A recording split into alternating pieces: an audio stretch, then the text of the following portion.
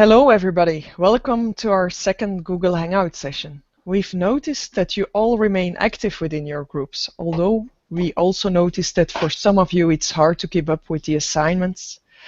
It seems that there's a request to make more clear when, and certainly when we launch the real MOOC, to give an estimate of the time that you are expected to spend on the assignment, on the discussion with the team members, and also to provide you with clear deadlines. Although we also see that some ask for that while others would prefer not to have it. So it remains a discussion and we'll go further into it when we think about opening the actual MOOC. As some of you also indicated, it's not so evident to start the assignments on problem-based learning in a problem-based learning fashion when you do not know anything about problem-based learning. We will certainly also have to reconsider this part in our real or our final MOOC.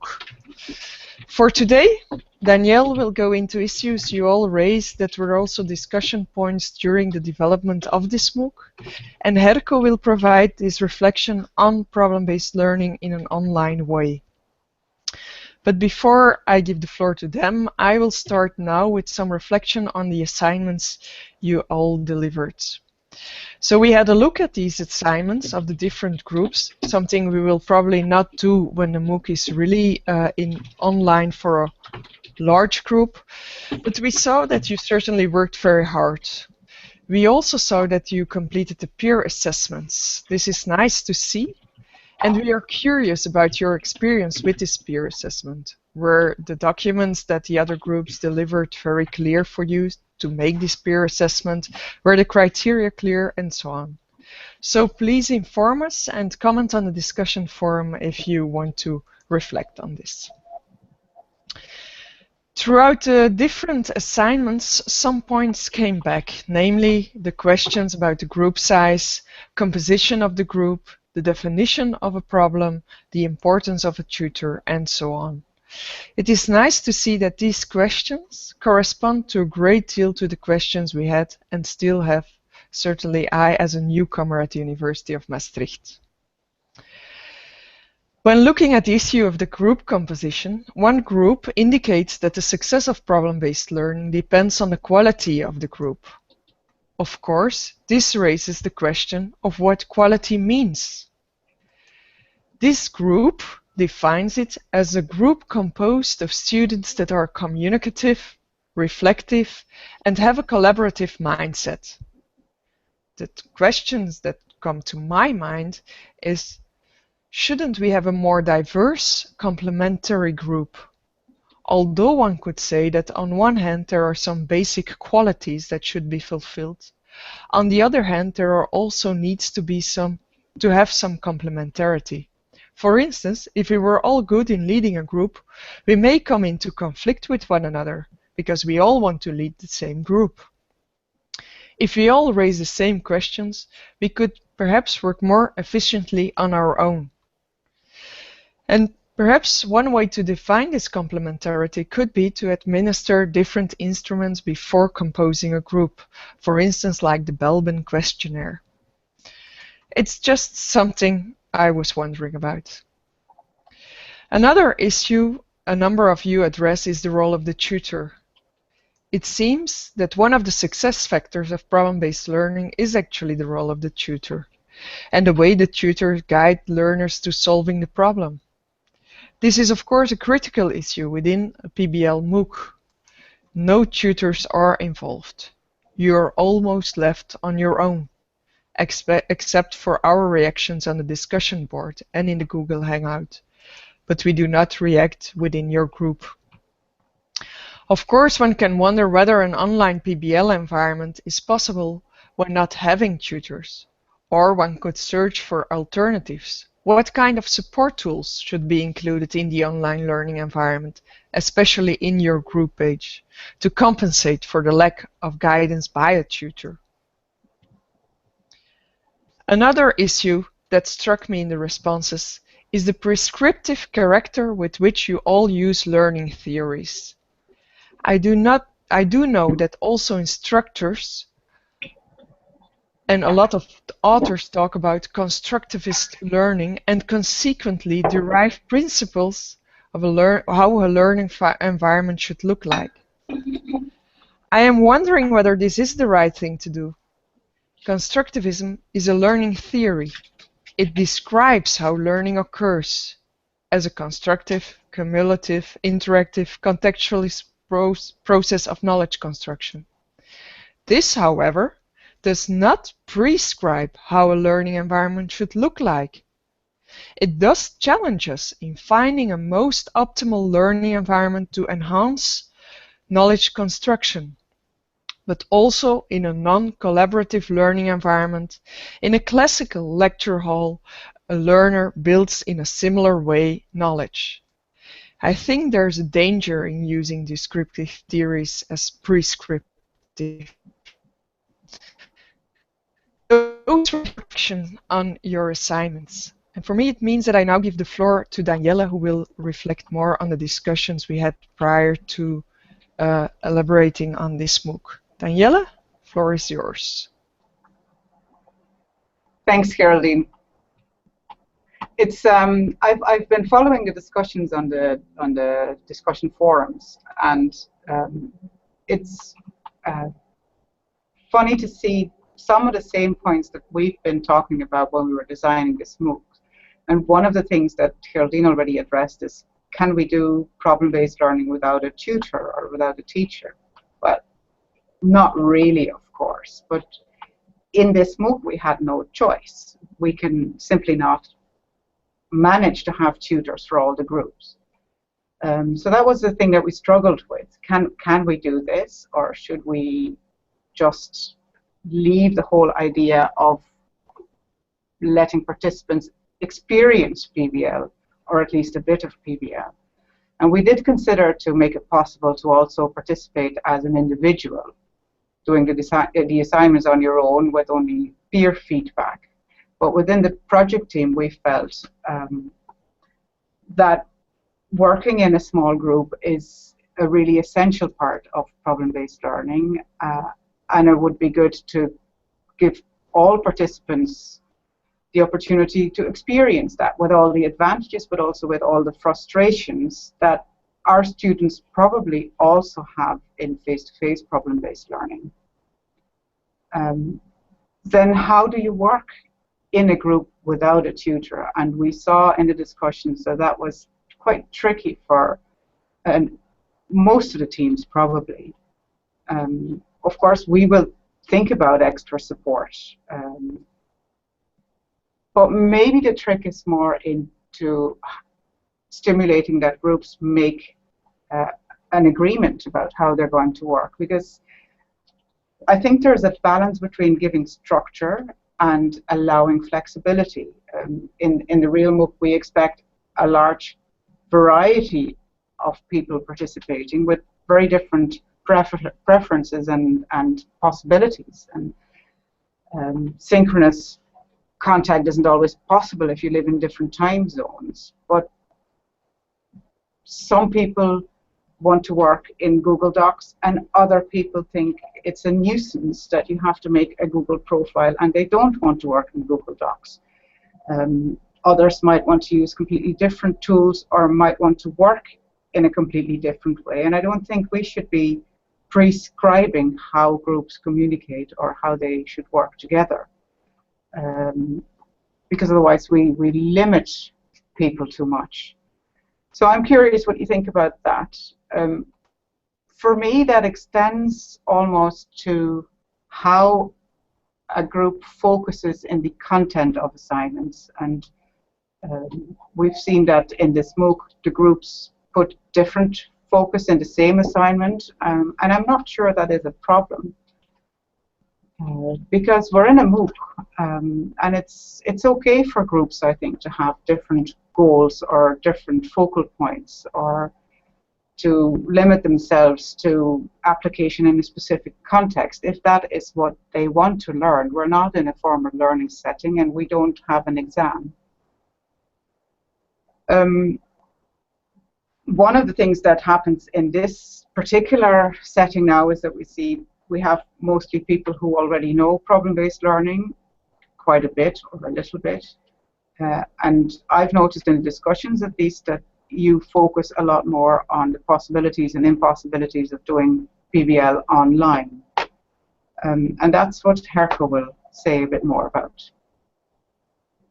Herco? Yes. Can you hear me? Yes. Great. This is lovely. I can see your faces, and that is one of the things that is often lacking in virtual collaboration, especially in synchronous sessions. You sometimes talk to a screen and there is no non-verbal feedback, and that is one of the trickiest parts in making online PBL work. Lack of feedback. The nicer thing of lack of feedback is that it reduces social context cues that emphasize differences between members. So there are fewer inequalities in virtual groups, which sometimes makes it easier for shy people to contribute via chat, for instance, and people who tend to dominate discussions in face-to-face groups often are not as visible. So the fact that I can see you now, I can see two faces, reassures me. At the same time, there are people out there who may be in their pajamas having tea or lie in bed, and if you're in an online PBL group, that makes you suspicious of whether someone is actually attending. People also worry if what you're saying is understood by the people on the other side, because you don't see the expression on the face that usually signals that people can follow what you're saying.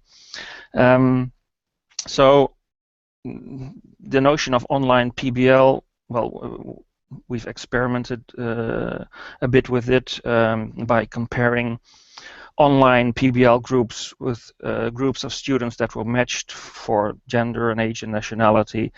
We had them fill out forms on the need for structure, their personality, how important group goals are, whether they trust people, etc. They did an entire course either online or face-to-face. We asked them about how satisfied they were with the outcomes of the group, how satisfied they were with the tutor, how coherent the team was, etc. And there were hardly any differences. If there were differences, then the virtual meetings were slightly less lively than the face-to-face meetings because there are more silences, so you have to wait for someone to stop talking, and then you have to push a button, open the microphone, and sometimes, well, that takes a while. There are some technical problems to solve initially. And what is especially difficult is feedback, because if you lack the non-verbal feedback, you have to start using feedback icons and learning to ask questions in a way that can immediately give a response from the group.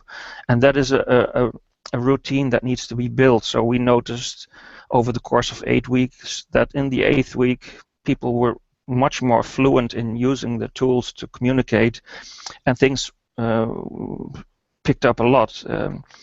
The role of the chair is more important, and the chair needed to well, get more practice in working with tools like Blackboard Collaborate and knowing when to wait and not to wait, realizing that there are often silences in face-to-face groups, but you feel reassured because people are browsing through their notes, so you know there is activity.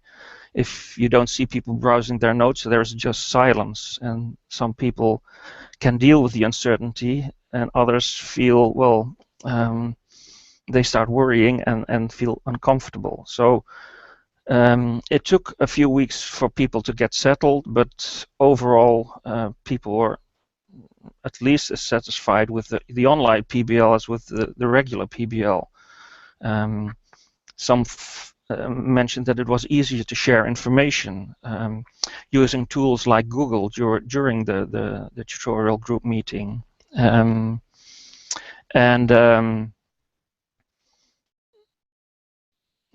concentration was mentioned as one of the issues. So some people liked the fact that they were alone in their room with a headset and they were not distracted by other people, and others felt that these distractions in face-to-face groups often helped them to stay on task. So that was something that people needed to adapt to as well.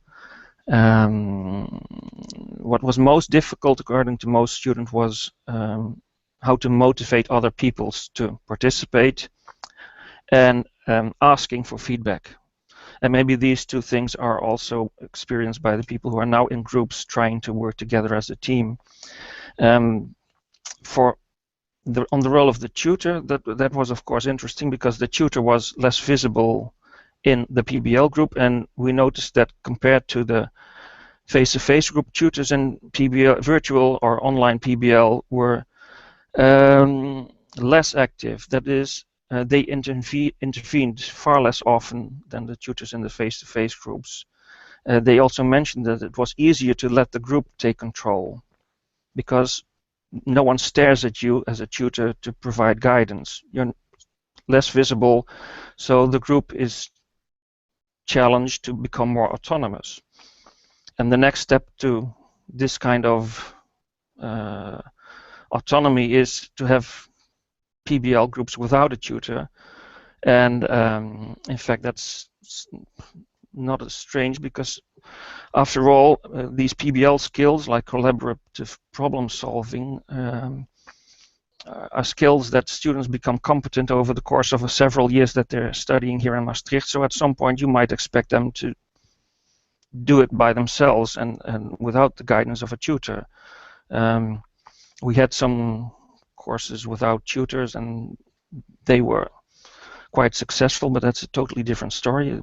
It's mainly the effect on student motivation that is really impressive. But back to the problem-based online, what did the tutors do? Well, they said we sometimes put in a question through the chat, which is less attention grabbing, so they felt that they could just ask a question, and if the group felt that it might be relevant, then they could address it. And they were kind of preparing visual materials to throw in the whiteboard at a time that they felt it might enrich the debate. But these kinds of more indirect actions were quite typical of what the tutor did.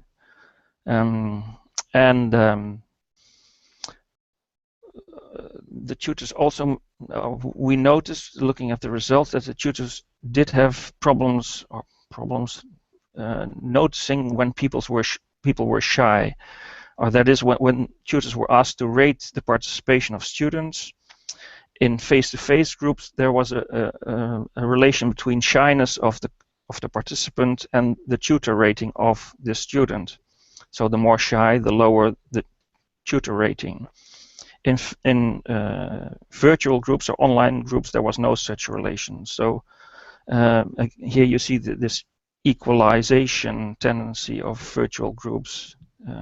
Differences between team members either don't get noticed or they're not as important for the output of group discussions.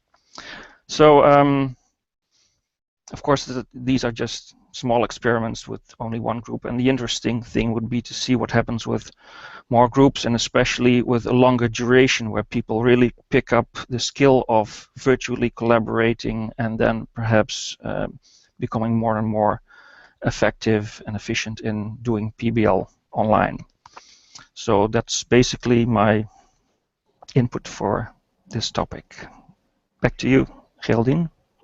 Can I say? Yeah. Can I react briefly? Because I think what you said reflects experiences elsewhere. I know that Nienke, for instance, has done online PBL and looked at the depth of the discussion and saw that the discussions were at least as deep and elaborate online as they were face-to-face. And in her case, the students were really motivated to do PBL online because this was a part-time master where many people lived far away. So her students were actually preferred the online version quite a bit because they had a motive to do so. I've also heard stories of where it didn't work. I know somebody who tried online PBL with first-year students who were just starting and doing PBL for the first time, and that experiment didn't go as successful as yours, I think. But I can understand. Yeah, these sorry. were second-year students Yeah. in the regular bachelor program, so they had experience with PBL for a year, and well, basically they had the choice to go either online or face-to-face, and they were curious. As I mentioned, there were no differences between the students, so yeah. it was not like that they were the ones that were dissatisfied with PBL in general or anything like that, but it worked quite well. Good to hear. Shirley? Okay, I think it's an important issue what you raised, Daniela, the motive of doing an online course. If you don't have any alternative, I think you react differently on what you do on a discussion forum. And we still have the tendency, if it's a kind of a regular class, doing face-to-face. So I think there are some issues to be further studied. I think that's it for now. We had some, for us, it's always interesting to take this time to reflect on what's going on. I hope we see that most of you, if they look at this Google Hangout, they do it afterwards, not during the live session. So if you would have any questions afterwards about this session, you can always ask it on the discussion forum and we'll try to react as soon as possible. So that's it for today. We'll announce if we do another Google Hangout, we'll announce it as well on the platform, and we hope you'll join us then. Okay, bye. Bye.